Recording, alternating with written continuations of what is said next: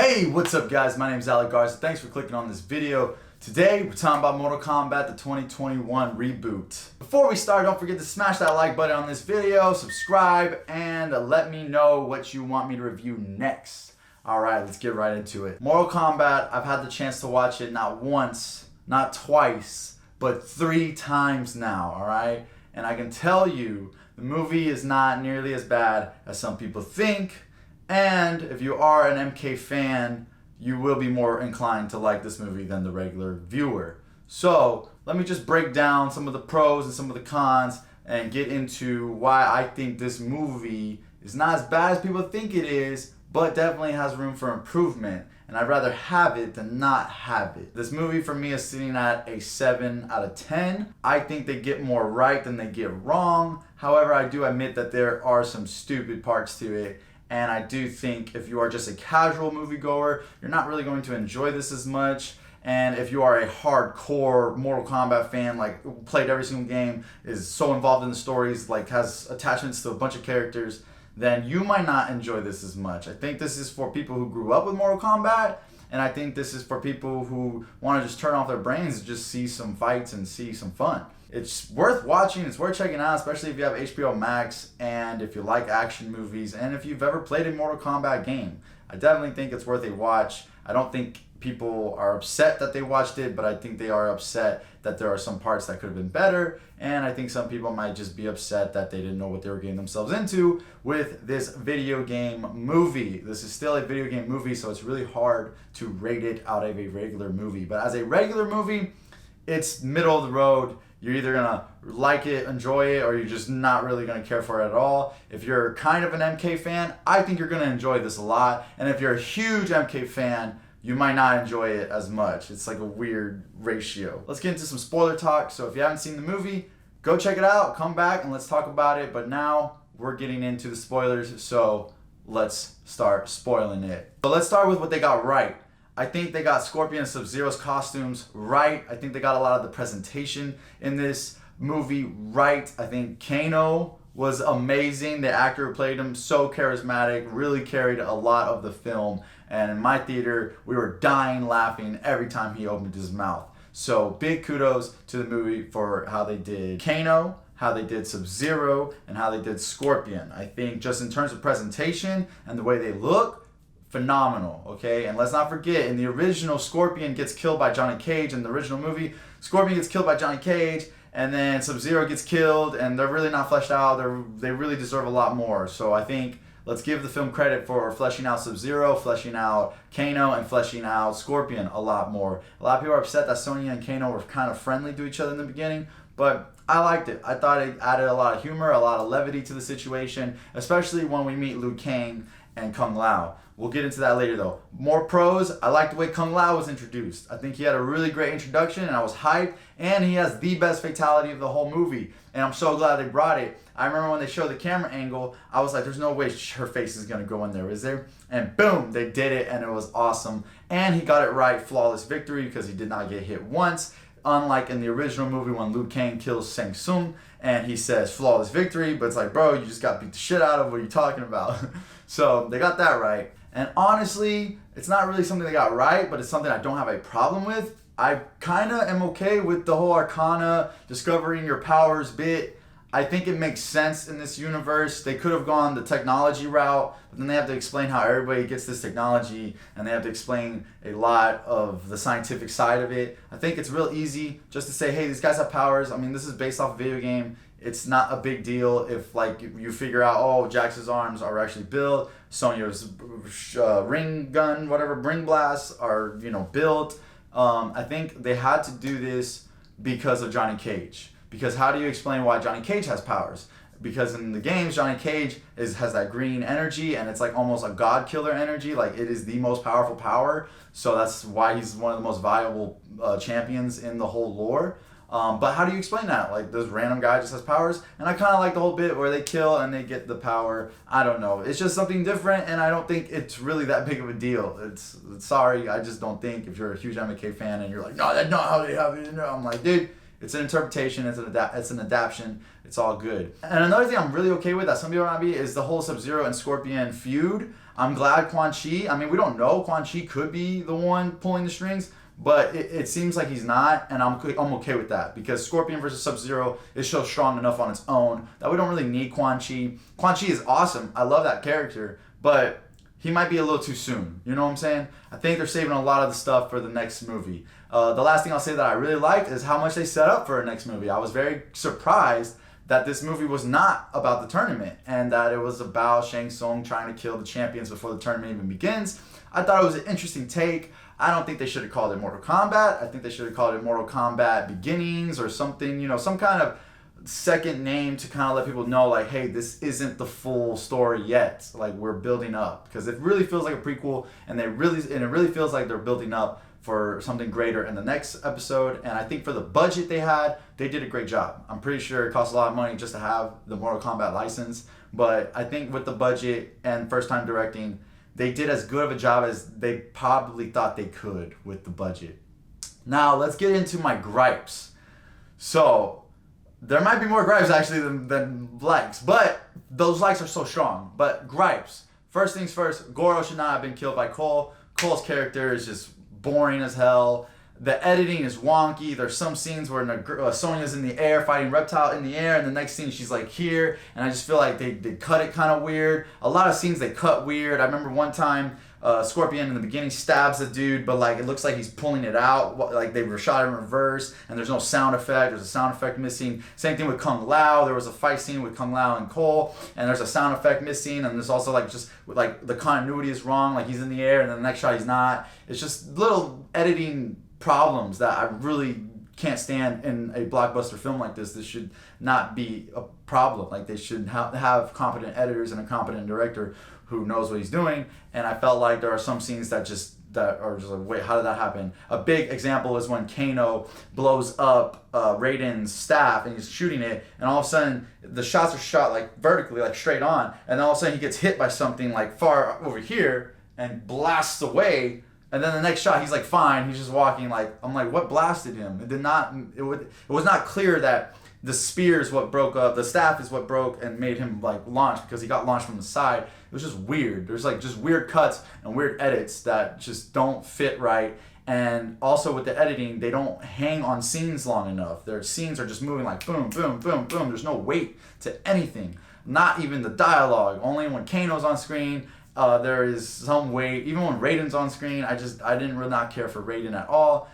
I think he was useless as hell. We'll get into that though again. But back to the editing, they definitely could let some scenes breathe a little bit more. The pacing was way too fast. Like they need to slow it down. And that's the same problem with the fight scenes. Some of them were just cut too many times, too many edits, and also not enough gore or weight to the actual blows themselves. The sound effects sounded a little low on impact, I mean, there's a scene when Reptile slices Sonya. I've seen the movie 3 damn times, so I remember a lot of these scenes now. But he slices Sonya, and there's no blood, there's nothing. Like Sonya just goes, and then the next shot, she's just like, fine. And I really hated that. I really hated how it's just filler. There's just times where like there's nothing really happening, but it's trying to make you think that something's happening, but really nothing's happening. Another example of that is when Kung Lao kills Natara, does the fatality, flawless victory. Shang Tsung and Sub-Zero are like right there, and they're just like chilling, and like there goes to other fight scenes, but that whole time I'm like, what is Kung Lao doing?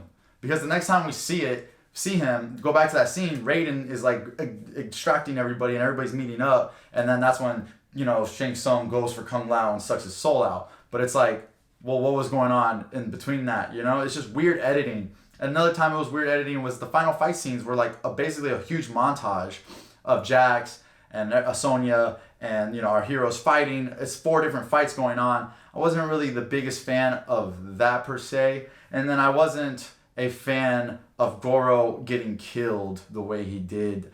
I think this movie would have been a lot better if they fought the 3 henchmen, and then Sub-Zero comes in and grabs Cole, and Scorpion and Cole still have that fight with Sub-Zero, but our other heroes are teaming up against Goro. That would have been a lot more interesting. I feel like everything in Outworld was pretty boring and basic. Like they're all like on this bridge. It's like, what's the point of Outworld? This place looks whack. Like, Where are all the people? Why is Melina just a henchman? I'm sorry, I'm not the biggest MK fan. I love MK, but I'm not the biggest Melina fan. I mean, she's, you know, just another character to me. But I could totally understand why people be upset that Melina was that character. Like, Melina could have been saved for so much more. She might have been a clone. We don't know. But the average Mortal Kombat fan, you know, it's just happy to see that. It's just happy to see their characters on screen. I was a big fanboy the first time I watched it, and I gave it like a 9 out of 10 the first time I watched it because I was just so happy. I was just caught in the hype, and I was clapping, and I really just enjoyed that we had this, you know? But as I watched it more and more, I started to get a little bit more critical and see this as a movie without my fanboy glasses.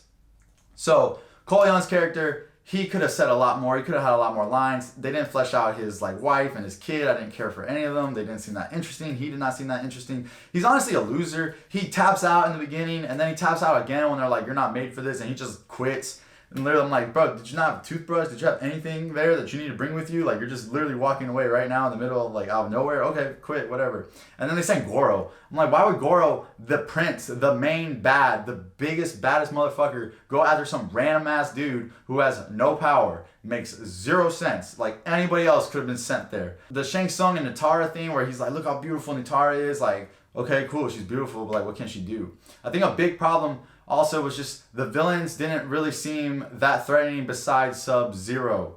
Am I missing anybody else? No, just Sub-Zero. Sub-Zero was awesome, perfect, loved him, villain. Everybody else was weak as hell. I think this movie could have been better if Raiden's temple had monks that were training Liu Kang and Kung Lao and all them, training them, and like they were fighting against the monks, and the monks were strong, and then these bad guys show up to the temple and kill like the monks, and we get to see their powers. We get to see like what these villains are capable of and how they fight. We didn't even see Nitara do anything. Nitara literally was like one of the dumbest characters I've ever seen. All she does is screeches before she goes in for a kill. That was stupid to me. Also, that scene was a little too long. They show Kung Lao's back, and he's like this, and then she's like, haha, I'm gonna get him. And then like 2 minutes later, nothing happens, and then he goes into like his, you know, chi form, and then she attacks. Thought that was bad editing, unnecessary, whatever. Liu Kang's actor is ripped as shit, and I think he did as good of a job as he could have with the material he was given, but he was just boring. He just felt like out from a different movie. I did not feel comfortable, honestly, around him, or the way he talked. And I don't think it's his fault, like I said. I think it's the writers, but I just felt like he was doing the most, you know, stopping them like this. I present to you, Lord Raiden. And then he's like, I have gathered our heroes. I'm like, bro, you did not gather them at all. You literally probably found Jax. I don't even know how you found Jax, but you did not gather these. They came seeking you, okay, Raiden, and you're saying you gathered them? If that's you gathering them, you're fired, all right? That's awful. Then you didn't even gather all of them, because now you got to go gather Johnny Cage. Like, wait, so where were these where were these champions before? Because at the end, they're like, we got to go find a new list of champions. It's like, well, you literally thought y'all could do everything with just this group of people. Kung Lao dead, so now are you finding a new list of champions, or are you just finding Johnny Cage? It's kind of weird the way they did that. Shang Tsung's lines were like very generic. I felt like as a villain, he was generic. He did not have enough meat on him or suave. I just felt like he was a basic. I think Shang Tsung should be terrifying. I think Shang Tsung should be clever, or, you know, just have some kind of interesting qualities to him. I think it was scary when he sucked the soul out. I thought that was really cool the way they did it, but it was really stupid that Liu Kang and Cole are just watching. Oh yeah, he's sucking his soul out. I wish I had a fire power that I could maybe just hit Shang Tsung, you know, but I'm just gonna watch. So dumb. I hated that. But I will say another thing they got right was Cabal's outfit. I loved Cabal's outfit. I loved Cabal. I think he was one of my favorite characters in this movie, even though he didn't have much to do.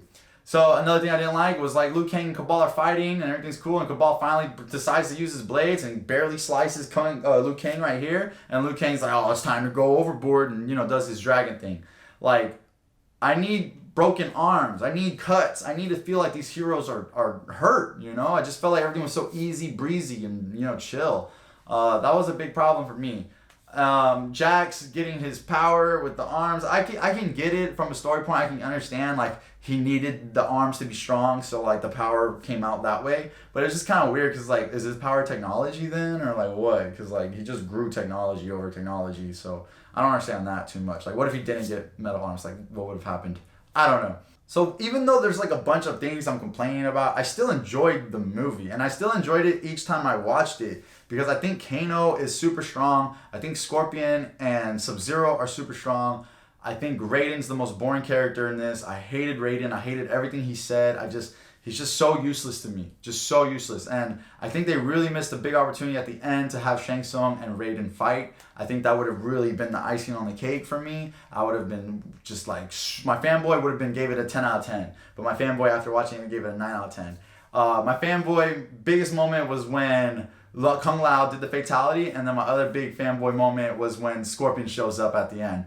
I gotta say, I've watched the movie 3 times, and each time Scorpion shows up at the end and the music kicks in, it's freaking awesome. It is epic. It is epic. And so for this movie to have 2 epic scenes and to get a lot of the characters look right and down and just have a more serious weight to it and have good CGI, good effects, I gotta give the movie credit. I think it does deserve a 7. But it could have been a lot better how they do a lot of the things I said. I think, if the temple had monks, that would have been badass. And if Goro was saved for the end boss battle kind of deal, that would have been a lot better as well. Cole Young's character could have been way more interesting. He's just a quitter and a loser to me. I'm not a big fan. Hopefully Johnny Cage is kind of like the Kano in the next one. He's just a funny guy carrying the whole film. I hope he's the main character, because Cole Young, I mean, I'm sorry, buddy. I know you're passionate and you want to be a great actor and you want this character to be awesome, but man, you need to get better writers, because you're whack, bro. I'm sorry. Like, your power is kind of cool. His power is kind of cool, but besides that, I'm not a big fan. Sorry about how they did Melina, man, but at least she got to show off her mouth. That was really cool. I don't think her fatality was that interesting. And also, it was just dumb how, like, she does her teleportation and she, like, just slices the dude, like, on his freaking armor. Like, hit him in the neck. Hit him somewhere that hurts. That was another complaint I had. That I said, like, there's just not a lot of weight to anything. Everything's just super chill.